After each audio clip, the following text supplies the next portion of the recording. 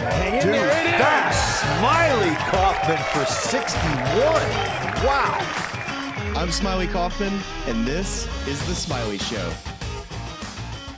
Welcome back to another episode of The Smylie Show. I'm Charlie Hulme. He is Smylie Kaufman live from Vedanta World in a nice little well-appointed hotel room overlooking the famous stream that always saw all the players taking little ferries to. Is ferries the correct word? Got the gondola out there. It was a nice boat that they transported us on throughout the week. Yeah, I mean, really cool place, man. I gotta say, the little ferry interviews, that's a nice touch. Like, I wish we had more of that. Like, on anything the pontoon. just enough of the song and not too much to get like a copyright infringement. So that's perfect. Yeah, there you go. Love it. I mean, what a wild week in Mexico. I think that, that one was, you could suffer the criticism that some would make of a leaderboard that was, not heavy on notable names. But I mean, I think to see Brian Campbell win this tournament to playoff with Aldrich Potgieter, and really just looking at the top three on that board with Isaiah Salinda finishing third, we talked a lot about the past. We can unpack it later in the show just about, what the different identity of different tour events is and different tours are. And this, to me, I think is super, super cool from the fact that this is, and I think Dan Rappaport said this on Twitter, like, this is literally life-changing stuff for Brian Campbell. Oh, dude, that's an understatement. Like, understatement of the year. Listen, man, that was the most bizarre Sunday of, I would call it pretty mediocre golf. It was nothing. It was not just these epic golf shots that we kept on hearing, or at least in my ear. I'm not watching it like you guys are. It just felt like nobody wanted to win this tournament. And that was the vibe, kind of the entire back nine. The front nine had an interesting start because I was with the second to last group with Aaron Rye. He was 500 through 6 holes. He started the day 6 shots back, and all of a sudden he's tied for the lead because Jaeger, Potgieter, and Campbell all were over par through 5 holes. And so I really felt like it was going to be a great finish with, and it turned out to be, right, with Campbell, Potgieter, and some other guys like Salinda, like you mentioned, with some opportunities. So just overall takeaways from the golf course, though, Charlie, was that this place is freaking long, man. I mean, just wearing out 4 irons, 3 irons, hybrids. I'm telling you, I don't think I had one guy hit a wedge into a par 4. The 15th hole you would hit a wedge, but other than that, man, you're hitting in these par 5s that you can't get there in 2. You have these par 4s, you're hitting 4 irons. There was a time today where I saw Ben Griffin hit a 3-wood into 10. Aaron Rye hit 4 hybrids in his first 10 holes. It's like, it's just crazy. I think it's probably the longest playing golf course in the PGA Tour. Well, and it's so wild that we ended up with this to me was the battle of the head covers. We have Aldrich Potgieter, who's got 1 head cover, and Brian Campbell, who's got 3, and the last one is that famous 7-wood, and it came in handy again a number of times today to keep him in contention and ultimately win in the golf tournament. But you had a guy that was one of the shorter players in the field against a guy who's effectively the longest on tour now, and yet both of them can make it to this playoff via. And Aldrich, it's interesting. Aldrich is known as his bomber, but really it was his putting that saved him a number of times this week and kind of got him near the top of the leaderboard. And then Brian Campbell was, I think, at one time leading in strokes gained approach, and I think finished 3rd for the week. So it's kind of to your point. You either got to hit the thing a long, long way and make it a lot easier to hit approach shots in where you can score, or you better be dang good with those long irons or 7-woods, and that's what Brian Campbell did, and that was his formula to win this tournament. Dude, that's insane to me that Brian Campbell could possibly lead an approach from where he was hitting his drivers. Now, he was hitting a lot of fairways, give him that. So he is playing off of perfect lies. These past pound fairways are literally the best things I've ever walked on in my entire life. Better than Zoysia? Yeah. Wow.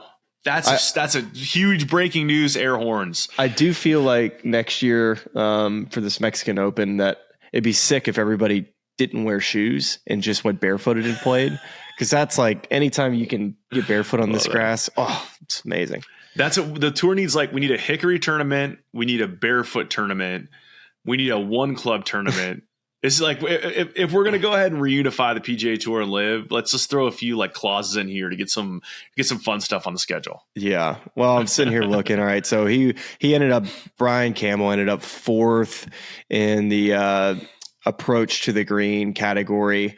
But he was first in tee to green, man. That's just insane to me.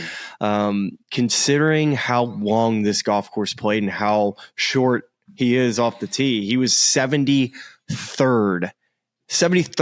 a 293. When you run all the formulas for this golf course and who fits it, dude, this is the guy you pick at Hilton Head. This is the guy you pick at Colonial, Sony. I mean, I can't tell you how badly I wouldn't recommend a player like this at this golf course. So you have to give him so much credit, for how well he hit his long irons, his fairway metals, and then how well he drove the ball to get it in the fairway. So, and just so I kind of personalize him just a little bit, coming off of, this was the PGA Tour. He was on tour, I think it was 16 and 17. Yes. Lost his card, went back to the Korn Ferry Tour for like 2 or 3 years, loses his card again, goes through Q school, gets his Korn Ferry Tour card back, and eventually gets his way onto the PGA Tour without winning on the Korn Ferry Tour. So, had lost in a playoff last year, had a couple top fives. So obviously like a solid player on the Korn Ferry Tour. But all of that, just like, how can we encompass those years and just put it into words? To keep playing, to keep the belief and to keep going at it every single day and keep just the struggle, knowing that, hey, you're not providing for your family like you'd like to. You have all these doubts about where the game of golf as far as the modern player, and you got to hit it long to be able to compete on the PGA Tour. And Brian makes it out onto the PGA Tour in the top 30 without winning, and then has everything kind of feel like it was going against him. And then you get the break of the year. The ball that I saw from my own eyes was probably about a good, if I measured it from the edge of the out of bounds stakes, I would say it was 10 yards out of bounds. And just the most insane bounce. Like, he had somebody watching over him, throwing that ball back into the rough to where he could have a chance, because it was over. That golf tournament was over, and completely flipped. We're often on the golf course and use the phrase trees are 90% air. And thankfully, Brian found the 10% of that tree that was not air to get that kick. I mean, it was, and even still, I think Aldrich Potgieter, we'd watch him bomb the ball all week, all day long, but had that right miss a couple times on 18 when he played it in regulation and then the playoff hole. But this third drive lands right in the middle of the fairway, and you think still he's got a strong advantage. Leaves his approach shot in that front bunker. Campbell sticks a wedge tight for a birdie putt there, and Aldrich ends up hitting his third behind the hole and misses a downhiller, and that's the tournament.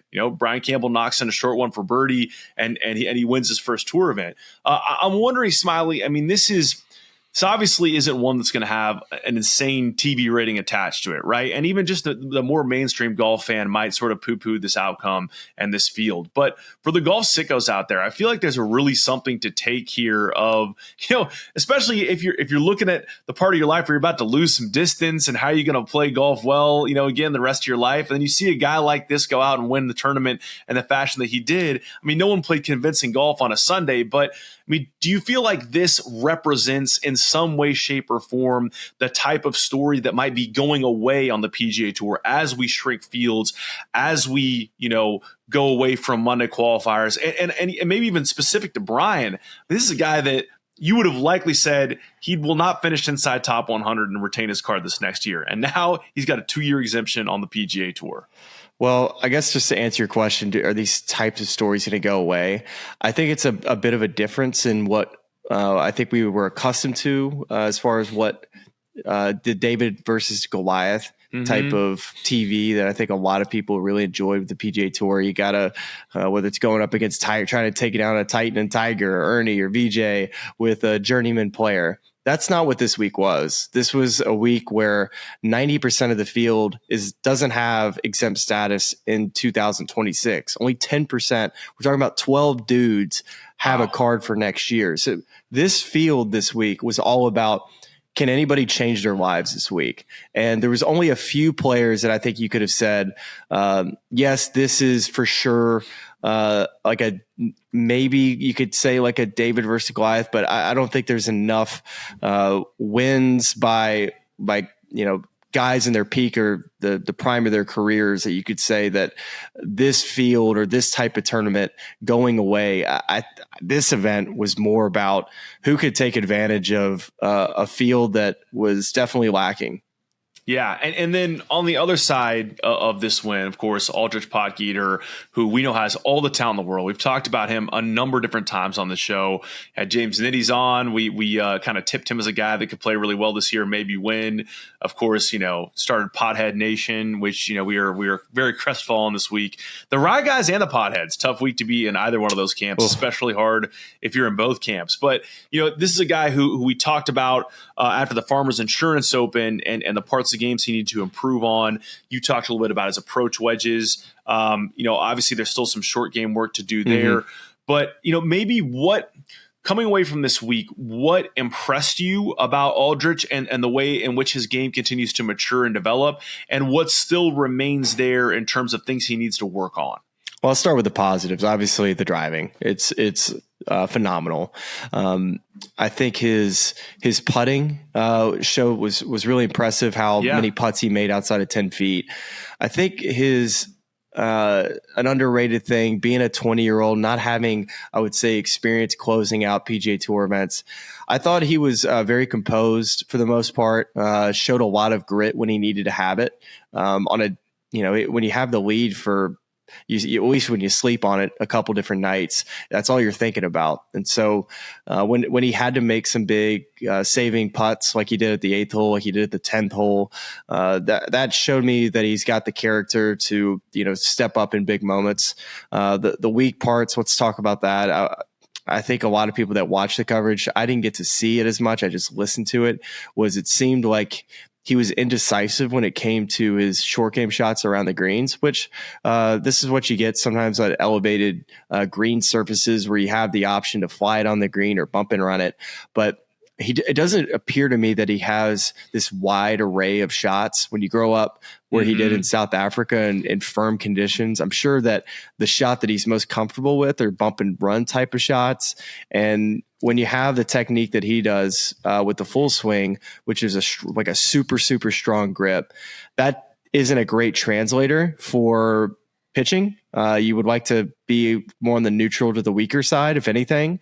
So I think that's what he probably needs to continue to improve on, is just having more shots around the green at his disposal that he can queue up on a Sunday. It seemed like today that he just wasn't quite sure of what shot to play, and it led him to some bogeys. But I also would probably say at times, listening with where he ended up in some spots, that maybe there was a bit of decision making, just into the greens on where he played shots, as far as just being too aggressive at times or being too conservative others. But other than that, man, I was just so impressed by what he did, shooting a 61 on Friday, but getting to briefly talk with him right after the tournament. I had a chance to interview him for our show.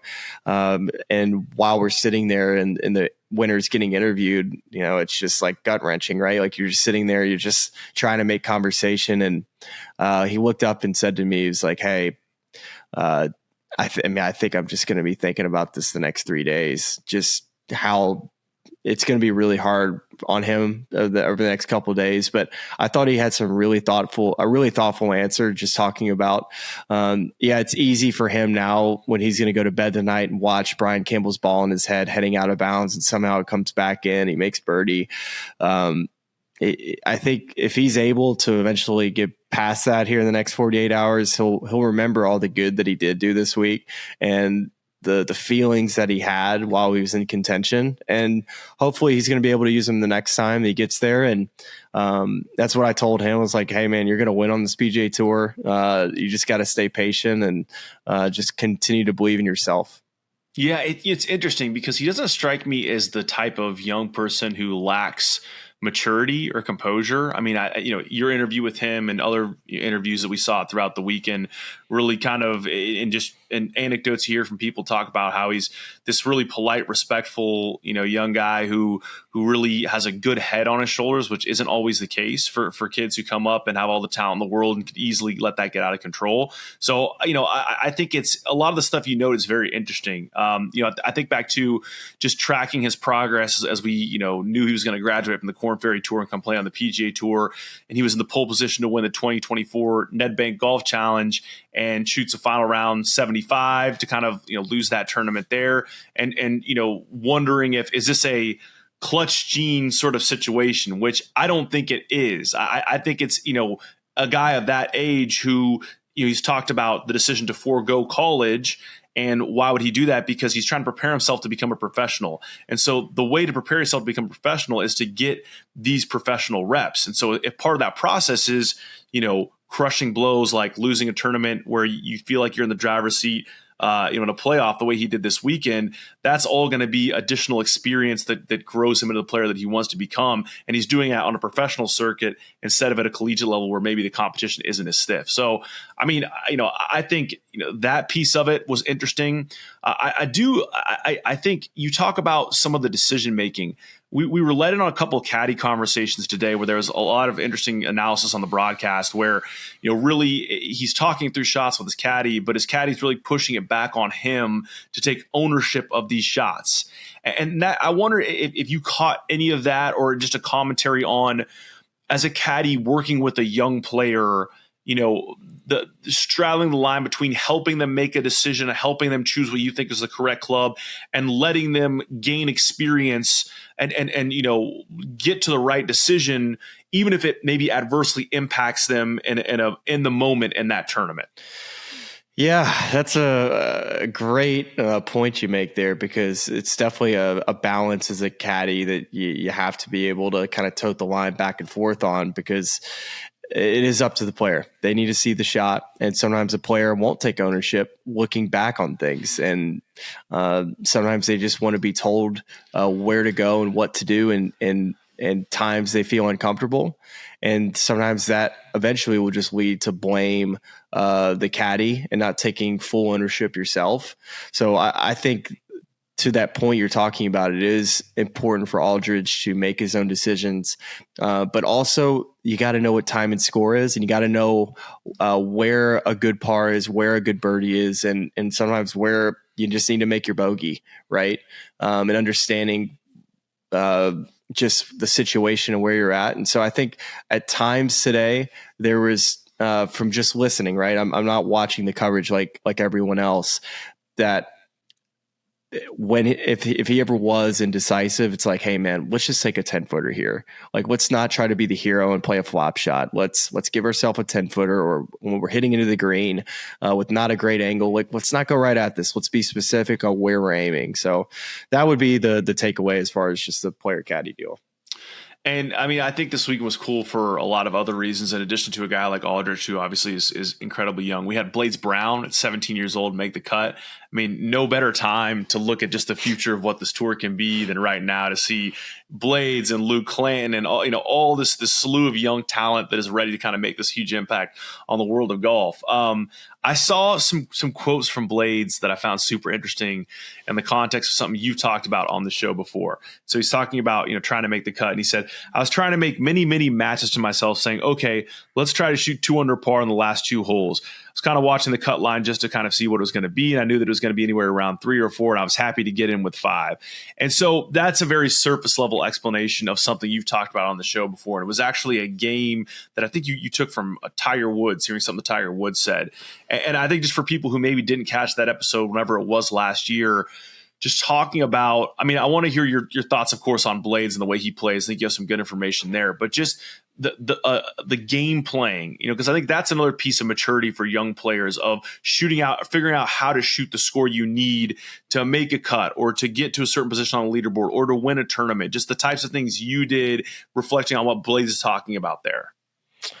Yeah, I think that system was any player can use it. It's if you 3-putt, it's a point. It's a bogey with the wedge is a point. A bogey on a par 5 is a point.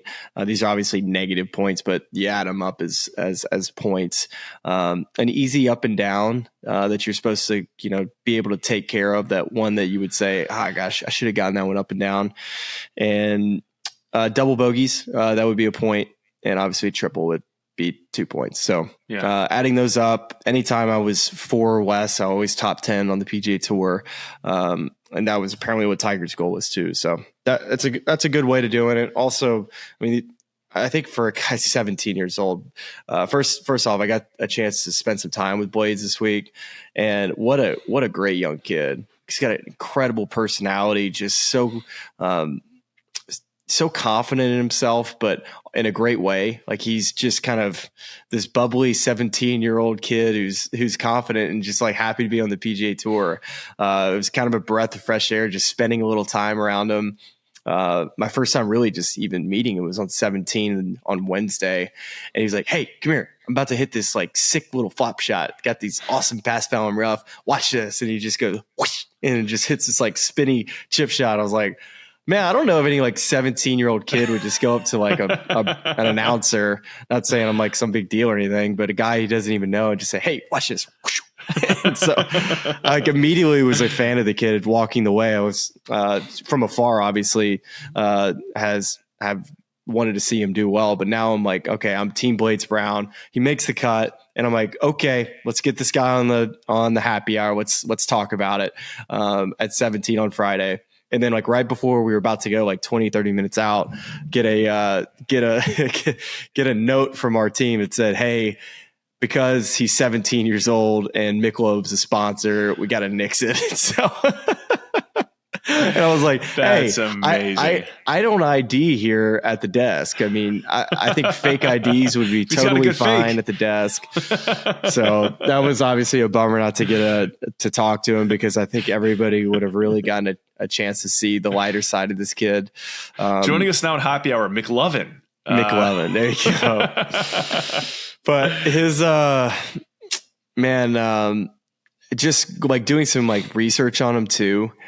I didn't realize he was the medalist at the U.S. Junior, the medalist at the USAM. 2 only other golfers had done that to this point were Bobby Clampett and Tiger Woods. So like he's an elite company with being able to say he's in company with those 2 guys. So and just hearing about the decision too of him turning pro and why. I think that was interesting. Obviously, I'm sure there was money involved, and I can't give you any numbers of saying, hey, this was the NIL offer he had at X college, or this is what this club manufacturer paid him. I can't give you those numbers because I don't know them. But the idea was seeing that Akshay Bhatia, first off, same agent. So seeing that he kind of laid the path of like, all right, a good, talented young player that doesn't want to be in college more than a year or 2. What are the benefits of turning pro? And I think for him, it's probably that, hey, if I can play my way into that special temporary status, and which gives you the unlimited amount of sponsors invites.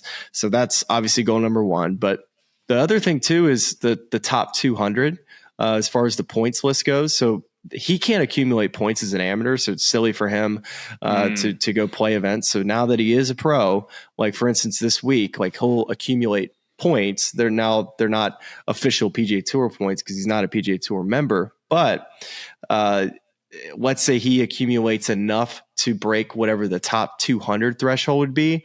Now he's got an opportunity to get Korn Ferry Tour status. So his thinking was, all right, I can, get some starts on the PGA Tour, get some starts on the Korn Ferry Tour.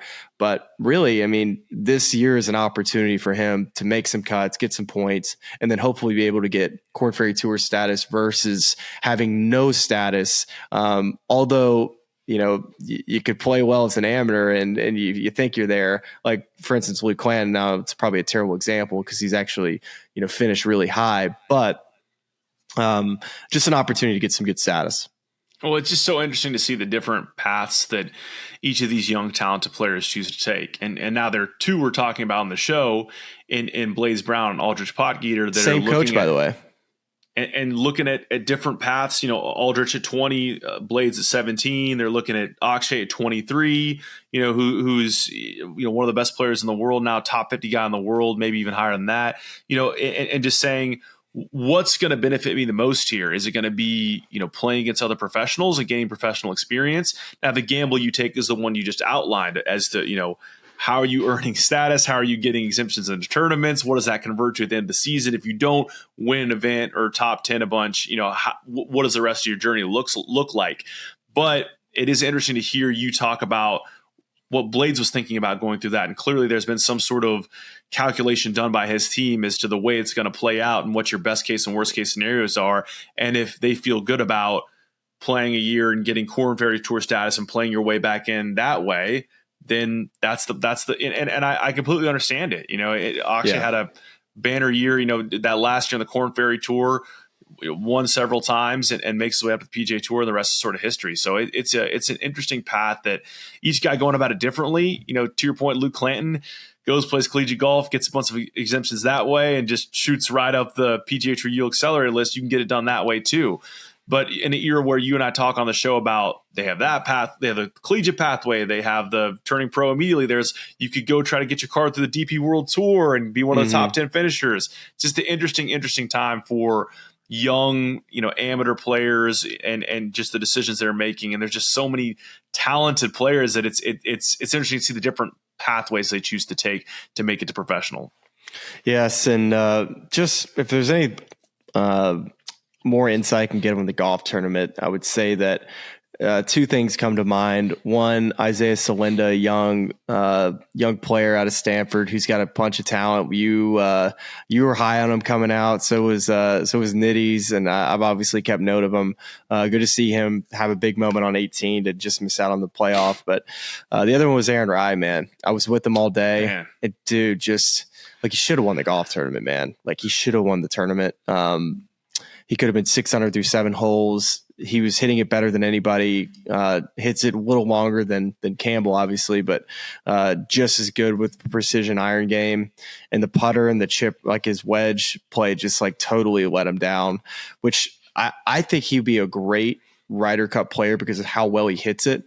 But his putting just always never looks good to my eye. Now I'm sure he's had great putting weeks in his career. Like you can't be a top 30 player in the world like he is without being a pretty good putter, which he's most certainly, I wouldn't say like an elite putter by any means, just it really let him down the stretch. Yeah. But the bogeys at 16 and 17, if he makes par, I know 16 was playing as one of the hardest holes on the course today. Hit the fairway though. But just left it in a bad spot. You're in the playoff. And I if I'm Aaron Rye and I have a tour win under my belt, I love my chances amongst that trio in terms of who's going to win the golf tournament. But yeah, man, that guy loves a driver off the deck, doesn't he? Nobody's loved a driver off the deck. He had two drivers in the bag this week. So what was he? I assume one was a mini driver. No. Or is it there were just two legit drivers? He had two drivers. He went from driver, hybrid. No, driver, 21 degree. And, both full-size heads. Yeah. I heard you say this on the broadcast, and I was like, surely he means like a mini driver. No, they were just two proper drivers. Yeah. Gotta love it, dude. That's some seriously sicko. It's really good off the ground. That's what they said. So it sure does. He actually had tweeners into par 4s today, and some par 5s with the hybrid. Like the hybrid was like he had to stretch it, and then like he can't hit like his next club's a driver. So like, so he was kind of hands tied behind his back a little bit. Can you imagine bunting a driver off the deck into a par 4? It just like what I don't even know how to wrap my head around that play at all. Oh my gosh. That's great stuff. Well, I think that's about all we have on Mexico Open, unless you want to get any other notes in, because there was another piece of news that occurred during the tournament this week on Thursday, the breaking news about negotiations happening between Yasser Al-Rumayyan, Donald Trump was involved, Jay Monahan, Tiger Woods, Adam Scott. We've continued to hear the drumbeat increasingly growing louder and louder that this whole deal could be revived and take a real shape. And that happened on Thursday. And so to break all of that down and give us some more analysis and reporting, we have Gabby Herzig from The Athletic joining us. So let's get right to that conversation now and break down all the news coming on the PIF PGA Tour reunification front. Here's Gabby Herzig. Well, as promised, we are now joined by Gabby Herzig, a staff writer for The Athletic covering golf, to break down just another twist and turn in the ongoing saga that is the negotiations between the PGA Tour and the PIF. Feels like we're eons removed from the initial framework deal. But of course, this past week, Gabby, on Thursday, I believe it was February 20th, we had news trickling out about this meeting that happened between the Trump administration, Yasser Al-Rumayyan, Jay Monahan, Tiger Woods, and Adam Scott. So lots to unpack here, Gabby, but let's just start with the news of what that day was to update people who might have missed it. Yeah, totally. So I think the first rumblings that we heard were actually from that Twitter account that tracks planes. Love that. Radar Atlas or whatever his name is. Does a great job, by the way. Shout out to that guy. The best. And we knew that like the PGA Tour plane had flown into DC. I think Tiger's plane too. So there was clearly something happening. And then in the morning, kind of reports start to come out, and I'm checking with my sources about what's going on, what's happening. And it turns out that the second White House meeting between the PGA Tour, President Trump, and Yasser, who was actually there in person this time, was happening. And we had known that the meeting was coming up because Tiger said it on the CBS broadcast the week before at the Genesis and had hinted that there was going to be another meeting, but it wasn't really clear when that was going to be and how quickly the second one would actually happen. So quick turnaround there for them to get some more time on the president's calendar. Obviously, he's got a lot going on besides the professional golf landscape. So I'm actually like, it was pretty significant that they had 4 hours of his time on Thursday, especially with Yasser in person in the White House, which I was personally struck by that detail. And that's kind of basically what we know. They put out a very blanket statement about the results of the meeting, basically saying they initiated talks about reunification and had an interesting working session, basically word salad. And so there's not much we really know about what came out of that meeting other than that there's forward progress.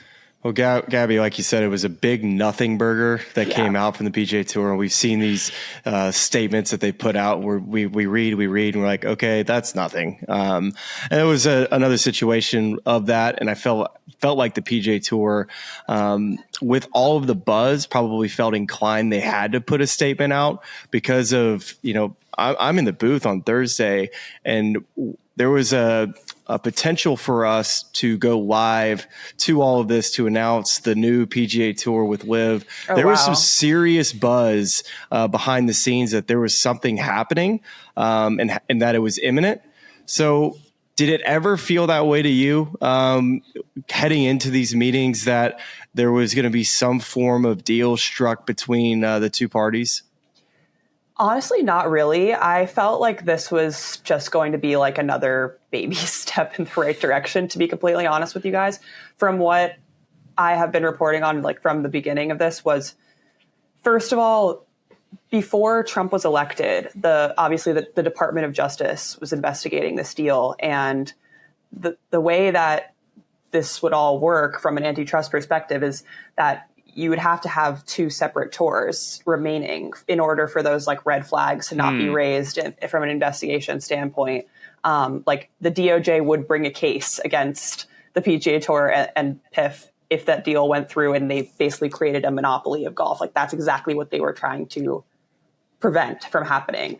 But now that Trump is in office, it seems like from reading the tea leaves here that that's not a problem anymore. And the idea of reunification and creating one tour is not something that they have to be squirmish about. I feel like we heard like that one tour language from Jay Monahan when he spoke to media at the the Genesis at Torrey.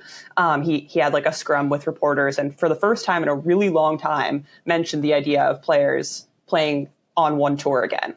And I think that the reason that that language hasn't been used in so long is because of the Department of Justice. It wouldn't have been possible with that hurdle in the way to create one tour. So now all of a sudden you're seeing the language of reunification and these meetings with President Trump. And I feel like the holding block now is just figuring out how to satisfy all parties involved in creating that one tour reunification model, because that was what divided everyone in the first place. It was, do we want team golf? Do we want a global schedule? Like, there are so many things that they're probably needing to just hash out right now. I want to, Gabby, parse out the sort of truth and fiction of the days. We saw a lot of different reports and rumors on Twitter, or X, I should say, related to what the outcome of this thing would be and how soon we could see these players together. But before we get to that, it's very interesting talking about this one tour idea, because I think we all have heard various iterations of what this thing could look like reunified. And maybe not forcing you to put on your reporter hat and give us facts here, but just an opinionist sort of, role here. What do you think it looks like? Because I think like the last iteration we heard was maybe the top X amount of LIV guys get exemptions into these signature events. We've already seen pathways created by various, governing bodies of majors to, the U.S. Open, the Open Championship. What, in your opinion, do you think this looks like if it is a one unified tour? Yeah, I've been trying to think about it, honestly, and it's really hard to conceptualize because there are so many different interests involved. I think the one thing that I'm struggling to figure out is like the team golf idea was, Yasser's baby. Like, he's been promising LIV guys, behind the scenes that team golf won't go away. I've been hearing rumblings of the fact that they might not want to accept a deal of reunification that doesn't involve team golf. So in my mind, I have no idea how that would work. Like, I can't see a way that, the Tiger, Rory, Cantlays of the world, like, agree to playing team golf all year round. I do think I can see a world in which golf becomes like this F1 Champions League type model. Like, Rory has been preaching that for a while now, the idea of like a global tour in some sense, where there are these big global events, like maybe Adelaide becomes one of them. And then maybe it's like the Irish Open or the Italian Open, and then the four majors on top of like 6, 7, 8, like global huge events with all the best players. That's kind of what makes the most sense in my mind. I just have no idea how like team golf will survive that model. I mean, that's completely abandoning what the PGA Tour has been since, we've all watched it, right? It's stroke play, 72 holes. And all of this, I keep thinking about the two sides and how they're going to come together. I personally sense pride in this team golf concept and spending close to reported $5 billion into this. So there's a sense of, hey, like, are we really just going to throw away everything that we think we've built, or at least that you preach that you've been built? And then on the other side of the coin, you get the PGA Tour, they've been stubborn a lot of this episode of this entire process, where they maybe have been too narrow-minded. And now it seems like, to me, that LIV is saying, all right, we might do some team golf. The PGA Tour is like, okay, I don't know how team golf's going to work on tour, but we can figure it out. But in the same breath, I still feel like the PGA Tour wants to somehow dissolve the LIV Golf Tour. I don't think they want it. And if it was, to me, it feels like it would be under a PGA Tour umbrella. Like, it would have PGA Tour branding on it. That's where I feel like we're at now. I don't feel like, and obviously I wasn't in the meeting, Gabby, and neither any of us here, but that's the part I just can't get past right now is just what you're talking about, the global tour, the two sides. I'm not sure if there's really necessarily an answer to that, but do you have any more context that you can maybe add to any of this? Yeah, I just feel, I totally agree with you. I just feel like the central question right now in all of this is what happens to LIV Golf. And I wonder if the president's involvement and his interests in warming his relations with Saudi Arabia is going to play like a huge factor in like whether LIV Golf survives or not. He technically said he didn't like it. Yeah, he said he that's didn't like that's it. what I know. Rory said, right? Yeah, Like, Rory are we says that. trusting Rory on this? I don't know. It's a great call. Great call. He probably said that for a reason. I mean, he's very strategic with what he puts out there. So you never know. Like, it's a total question mark right now. So we saw all sorts of things on Twitter on Thursday, of course, and I think I'm going to lead you with one that I think we've now debunked as fiction, but I also want to give you the floor so you can debunk anything else people saw out there and make sure that we're all on the same page. So the thing I saw was that there was a chance that the LIV and PGA Tour could be reunified as soon as the Players Championship, and we could see LIV players in the Players, which you could just go look at a LIV schedule and say that's obviously not going to work for a lot of reasons. So I think it's safe to say that one's out of the question. Are there other things you saw out there where you're like, in the sourcing you had, that's not going to be a truth? Yeah, that was the main one where I was just kind of confused. Like I'm, obviously the schedules don't line up. And then on top of that, like from everything I've been hearing, LIV players have gotten no indication about what their status is in any of this. So I'm just curious, like what that person who started that thought had heard and who they heard it from, because clearly there are rumors flying around because, I think everyone's just anxious and wants to get this thing done. But I think the biggest thing for me that is maybe misunderstood is that difference in strategy now that Trump is in office with, protecting or preventing the Department of Justice from trying to block the deal by maintaining the separation between two tours. And now them being across that hurdle and hump in all of this. And it's kind of like I hate to be a pessimist here, but that it's almost as if they're starting from ground zero because this just wasn't a possibility for so long. And it's were they even prepared for this not to be a possibility? It seems like there was a new optimism in the hope of creating one tour. And now it's oh wait, how do we actually do that? And is anyone going to agree on how to do that? And Gabby, one of the things that you've said here at the beginning of this was the thing that struck you the most was Yasser being in the White House.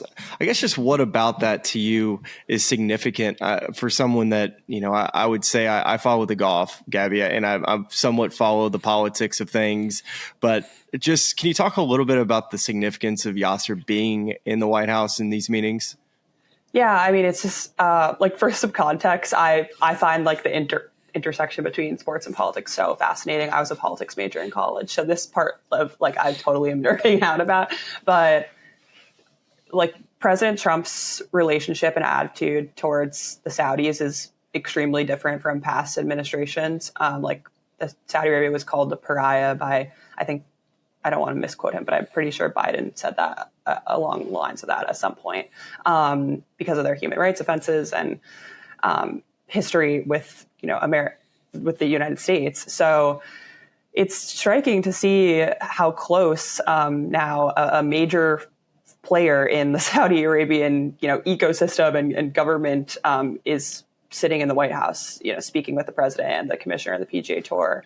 There was a lot that happened last week as well, around the world with Saudi being involved in the talks with Ukraine and the deal to end the war over there. And there was a summit in Miami that Trump attended, the FII Institute Summit. There's a lot going on right now that, Trump might have ulterior motives, foreign policy motives, and we're sitting around talking about what the future of the PGA Tour is going to look like. So there's just so much happening here that I don't really think people fully understand the implications of what he's doing.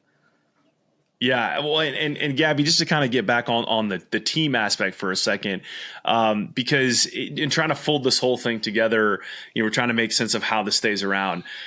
We throw a lot of stuff at the wall here on the show and try to see what sticks. We've been trying to move the Zurich Classic to the fall for some time as a tune-up for nice. Riders Cup, Presidents Cup. That's one of our initiatives. But it would seem fairly obvious. We now have a PGA Tour sanctioned league that has 6 4-player teams. If you wanted to fold this thing back together and you wanted to still play team golf, now whether that happens on a green grass golf course or in the SoFi Center, that I guess could be up for debate. But is that not? I mean, have you heard any reports at all about that being a possibility for folding these two leagues together of just making that team component, all mashed into one concept, whether that's TGL or that's on the course?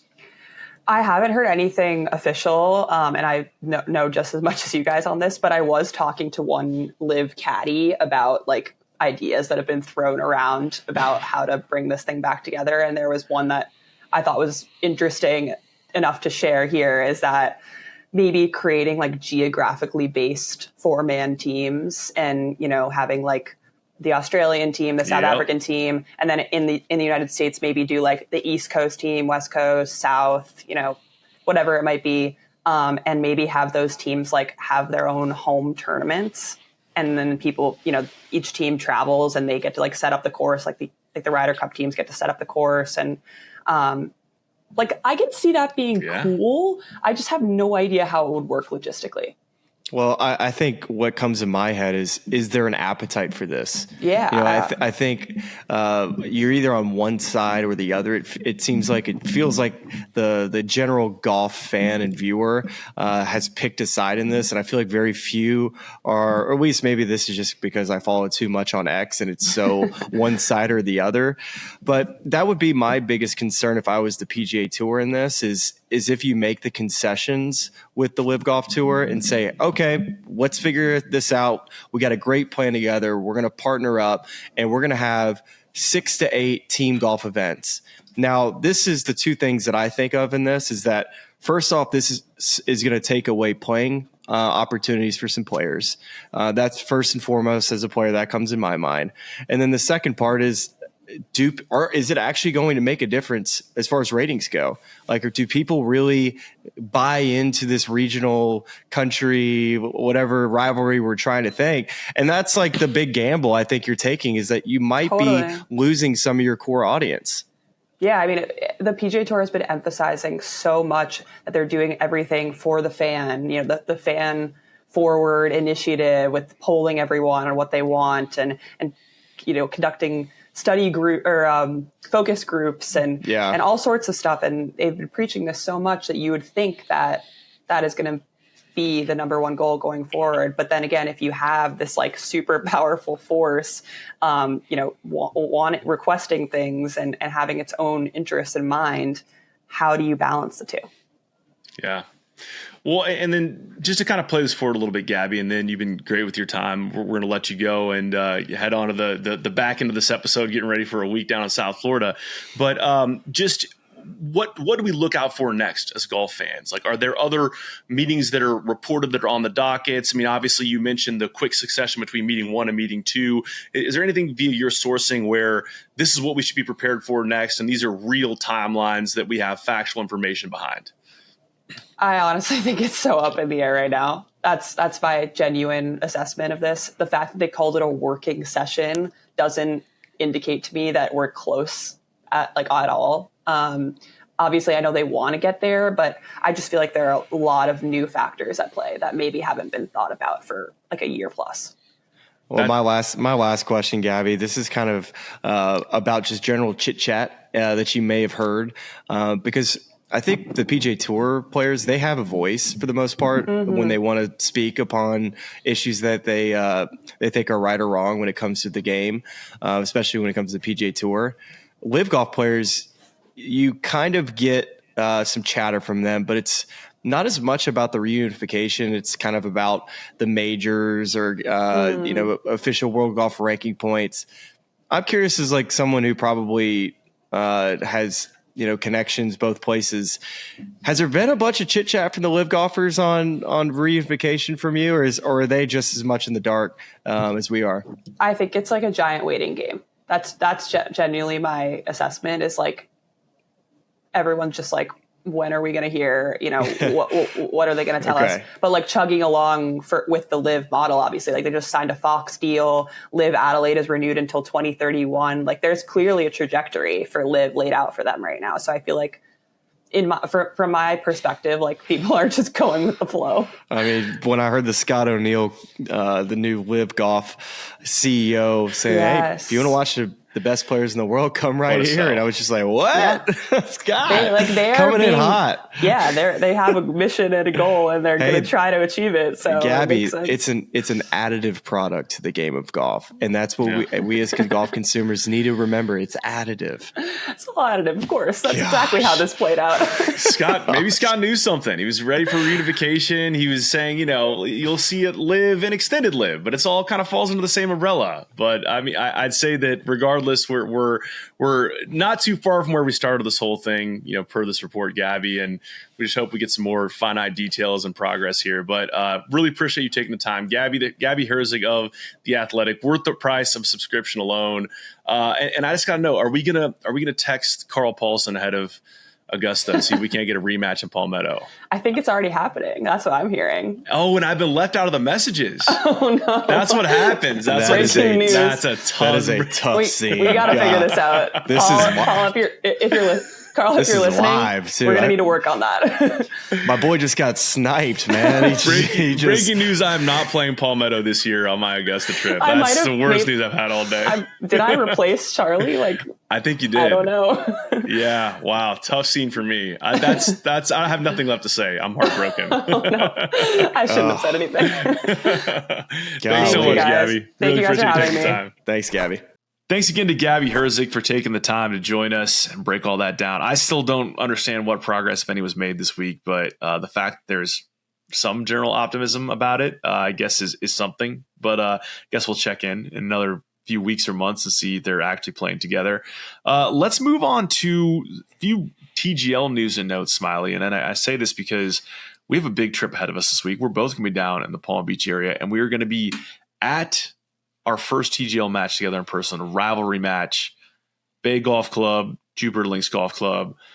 The Jew boys, I think, are right on the playoff cutoff line right now. I'm just wondering how you're feeling about your squad as we go to the home stretch of the TGL season. Listen, we were never going to be the number one seed. I knew that going into the season. This was all about, can you just wrap your head around, your minds around these four guys coming together and finding a way to make the playoffs and then just be the Cinderella story.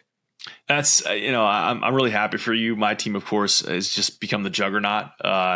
Can't lose, won't lose in overtime, won't lose in regulation, has all the right pieces. So, I mean, I'm going to feel bad, just watching your Cinderella team try to get it done against my Bay Boys this week. But, you never know. Might have an upset out of the blue. Excited to find out. I will say you tried to trade away one of your players this week to Jordan Spieth as the expansion franchise for the Texas Wedges. I didn't even know this was a thing. I thought that the whole news that Tony Finau signed a one-day contract to play for LAGC. I mean, I thought the first thing that was going to happen on that front was going to be a replacement for Xander with the injury for New York Golf Club. But Tony Finau in there for LAGC. We might see a Smylie Kaufman cameo at some point. I don't know if the people want to see that. But I did like the name, the Texas Wedges. The other ones I saw in the comments I thought were good were the Texas Toast. I thought that was great. The Bayou Bandits, if Sam Burns and I want to get a team together, would be great. That's another opportunity to get a NOLA style team together, I guess. But yeah, I mean, it'd be cool to see different arenas pop up around the country with this whole thing. But I'm excited to see it in person, man. I'm not expecting to like it as much. I think I'll be excited about seeing just the stage of what it is. But I think not being able to hear the audio will take away from just the whole experience, because I think that is something they probably need to figure out to improve the, I guess up around the green, you can kind of tell what's going on, but you still can't hear them. You got to find a way for the people in the stands to feel like they're just as immersed in the action as the folks watching from their couch. I'm similarly intrigued to see what the in-arena experience is. I mean, I was there for media day, but they were playing a match, obviously, and then there was an on-course demonstration where we were just walking. So we were there. You could hear everything.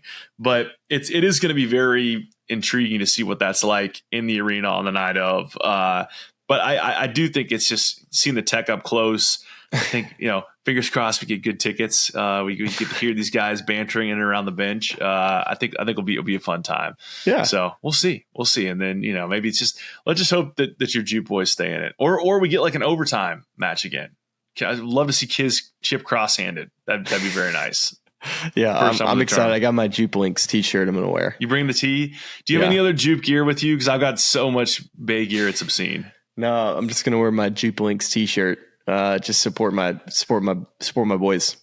We'll see if we can't drum up some more Jupe stuff for you, but by the time we get down to South Florida. But yeah, look forward to that. We're excited for this week. We have, of course, you're listening to this recap episode now from the Mexico Open, and then Wednesday's episode should be our full recap from the Jupe and Bay match, and then rolling right into Cognizant, where there's some big names in the field this week, including Jordan Spieth. So excited for that. Appreciate y'all taking the time to watch and listen, and stay tuned this week for more TGL content from Palm Beach. We'll talk to you very soon. I listen to this podcast. It's really cool. And all of our lovely fans and subscribers, but make sure you like and subscribe. It's cool to see what you guys are doing. I know golf fans appreciate it, but we do too, so please keep it up. For all the good people of YouTube, like and subscribe. You guys have some good takes, so I'm happy to come on and shoot the